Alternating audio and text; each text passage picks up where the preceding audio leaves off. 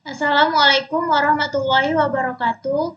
Kami dari kelompok 6 akan mempresentasikan hasil proyek kami yang berjudul Deteksi Lipstik Asli versus Palsu menggunakan metode CNN atau Convolution Neural Network.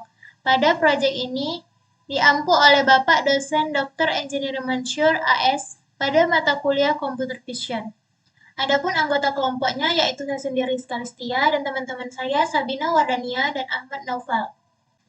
Jadi untuk datasetnya, kami mengambil dataset lipstick yang memiliki 4 folder. Folder pertama yaitu lipstick Maybelline Matte asli, folder kedua lipstick Maybelline Matte palsu, folder ketiga lipstick Maybelline Vini asli, dan folder keempat itu lipstick Maybelline Vini palsu. Jadi berikut ini ada gambar dataset lipstick Maybelline Matte asli yang mana terdapat 63 data gambar. Di sini ada dataset lipstick Maybelline Matte palsu, ada 66 data. Di sini ada dataset lipstick Maybelline Vini asli, ada 76 data. Dan yang terakhir ada dataset lipstick Maybelline Vini palsu, ada 66 data. Jadi, kedua kelas ini kami gabungkan menjadi kelas palsu dan kelas asli, yang mana kelas palsu ada 132 data dan kelas aslinya ada 139 data. Langsung saja ke hasil penelitiannya. Pada fitur RGB terdapat ada kolom RGB F1 sampai RGB F8 dan ada kelas, yang mana kelasnya memiliki dua kelas, asli dan palsu. Jadi untuk fitur RGB ini, nilai-nilai ini yang memberikan informasi tentang sebaran intensitas warna atau rata-rata RGB di berbagai bagian horizontal gambar lipstick setelah backgroundnya dihapus. Nilai 0,0 itu kemungkinan besar berhubungan dengan area transparan, sedangkan nilai yang lebih tinggi menunjukkan keberadaan objek lipstick dengan warnanya. Untuk standar deviasinya, menunjukkan bahwa lipstick palsu cenderung memiliki variasi warna yang lebih besar pada fitur RGB awal, yaitu F2 sampai F4. Sedangkan lipstick asli menunjukkan variasi lebih tinggi pada fitur RGB F6. Perbedaan pola standar deviasi ini menunjukkan dapat menjadi indikator penting dalam proses klasifikasi keaslian lipstick berdasarkan citra warna RGB. Untuk perbandingan rata-rata nilai RGB ini, nilai rata-rata pada kedua kelas terlihat sangat berdekatan, masing-masing sekitar 0,024, yang berarti tingkat kecerahan warnanya itu rata-rata dari kedua jenis lipstick itu hampir sama.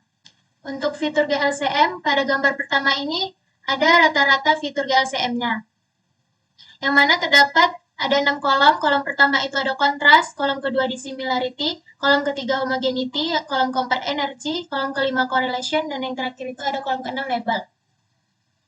Pada gambar kedua itu menunjukkan bahwa nilai fitur GLCM antara lipstick asli dan palsu itu hampir sama. Perbedaan paling jelas terlihat pada kontras dan dissimilarity, di mana lipstick palsu memiliki nilai sedikit lebih tinggi yang menandakan tekstur yang lebih kasar. Jadi fitur lainnya ini relatif serupa sehingga perbedaan tekstur keduanya tergolong halus. Di sini ada gambar block spot yang mana kontras dan dissimilarity pada lipstick palsu cenderung sedikit lebih tinggi.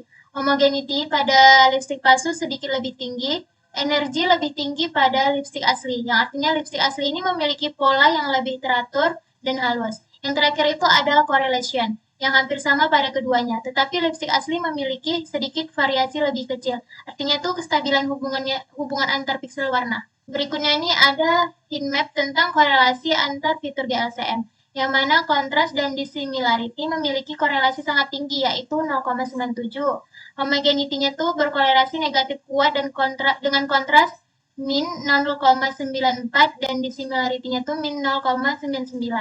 Ada energi yang memiliki korelasi sedang dengan homogeneity, yaitu 0,49, dan yang terakhir itu ada correlation yang memiliki korelasi rendah dengan semua fitur lainnya. Selanjutnya ini ada korelasi antar fitur RGB dan GLCM, yang mana fitur RGB antar sesamanya memiliki korelasi positif tinggi, terutama antara RGB F2, F3, dan F4, yang berarti fitur warna tersebut saling berkaitan erat. Pada fitur GLCM juga saling berkorelasi kuat, misalnya pada kontras dan dissimilarity yang bernilai positif tinggi, sehingga homogeneity yang berkorelasi negatif dengan keduanya. Jadi korelasi antar fitur GLCM dan RGB ini umumnya rendah, yang menandakan bahwa informasi warna dan tekstur memberikan karakteristik yang berbeda dan saling melengkapi. Untuk pemateri selanjutnya saya berikan kepada Sabina. Baik, selanjutnya ini adalah dokumentasi saat proses pengambilan gambar pada lipstick palsu dan asli. Selanjutnya akan kita lanjutkan pada bagian klasifikasi lipstick. Untuk yang pertama ini adalah beberapa library yang dibutuhkan. Kemudian ini adalah kode untuk menghubungkan Google Drive dengan Google Colab-nya. Kemudian kita memanggil data setnya. Kemudian melakukan pengecekan dataset. Dapat dilihat untuk kelas asli itu sebanyak 139 gambar dan kelas palsu itu sebanyak 132 gambar. Kemudian menampilkan 5 gambar acak per kelas.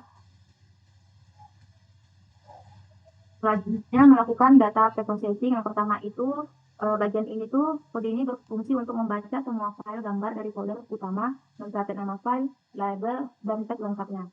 Informasi tersebut disimpan ke dalam data frame DF agar mudah diolah dan ditampilkan secara rapi. Kemudian membagi data menjadi data dan data test. Data trend itu sebesar 80%, data testing itu sebesar 20%. Ini adalah jumlah data setelah di-split.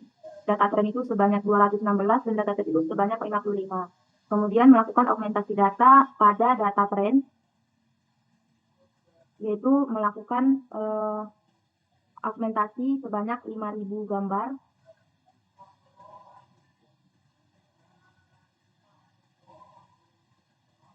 Nah, kemudian kita cek kembali hasil dari augmentasinya. Jadi untuk jumlah di training set itu untuk kelas asli sebanyak 6.334 dan palsu sebanyak 5.000. Kemudian untuk di data testnya itu sebanyak 28 untuk gambar asli dan 27 untuk gambar palsu. Selanjutnya ini adalah data generator untuk training. Di sini menggunakan image data generator lagi untuk menyiapkan data sebelum masuk ke model. Data akan di-rescale atau diskalakan dan dibagi lagi menjadi training dan validasi set. Trainingnya 80% dan validasinya itu 20%. Nah, ini adalah jumlah trend gennya, data trend gennya. Untuk asli itu sebanyak 5.068 dan palsu sebanyak 4.000. Kemudian untuk data validasi gen itu yang asli sebanyak 1.266 dan palsu sebanyak 1.000. Kemudian untuk data tes gennya itu sebanyak yang asli sebanyak 28 dan yang palsu sebanyak 27 gambar. Selanjutnya membangun model CNN.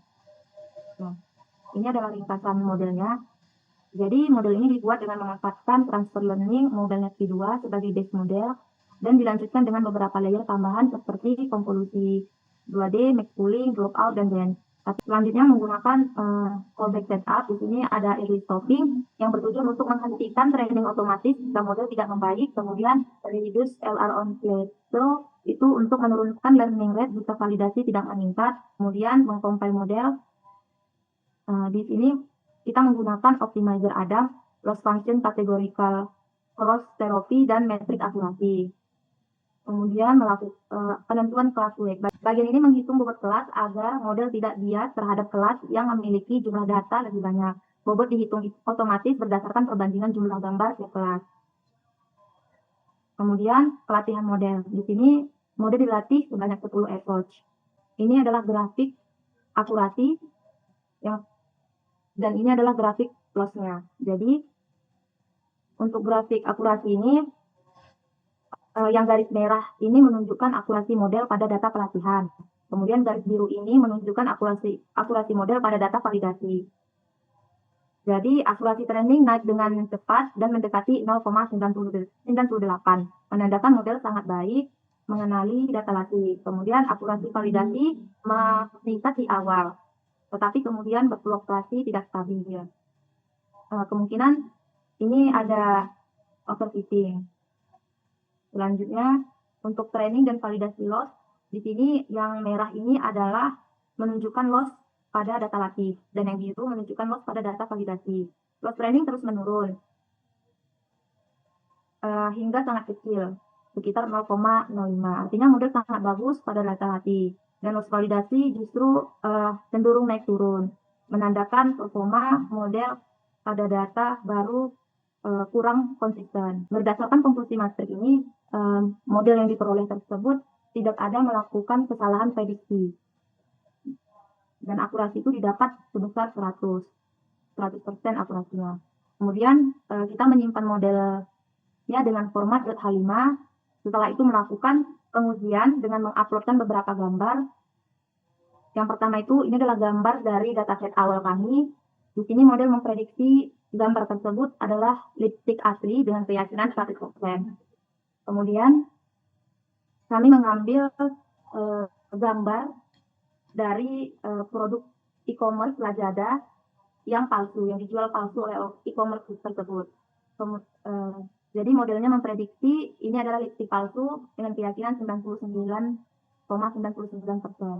Baik, kesimpulannya penggunaan dataset tanpa background dilakukan untuk meningkatkan akurasi dan konsistensi ekstraksi fitur pada citra. Dengan menghapus latar belakang, gangguan visual atau noise dari warna dan tekstur background dapat dihilangkan, sehingga nilai fitur seperti RGB dan GLCM menjadi lebih representatif terhadap objek utama, yaitu lipstick. Proses ini juga menjadikan dataset lebih homogen, mempercepat perhitungan fitur karena area yang dianalisis lebih kecil, serta meningkatkan efisiensi dan akurasi hasil klasifikasi. Fitur RGB menggambarkan perbedaan warna dominan antar jenis lipstick, sedangkan fitur GLCM menyoroti tekstur permukaan seperti tingkat kehalusan dan pola refleksi cahaya. Dari hasil visualisasi dan perhitungan rata-rata, lipstick asli cenderung memiliki nilai kontras dan dissimilarity yang lebih rendah, serta homogeneity dan energi yang lebih tinggi dibanding lipstick palsu, menandakan tekstur yang lebih seragam dan permukaan yang lebih halus. Selanjutnya saya kembalikan kepada moderator. Baik, sekian hasil dari presentasi kami. Lebih dan kurangnya kami mohon maaf. Wabillahi taufiq wal hidayah. Wassalamualaikum warahmatullahi wabarakatuh.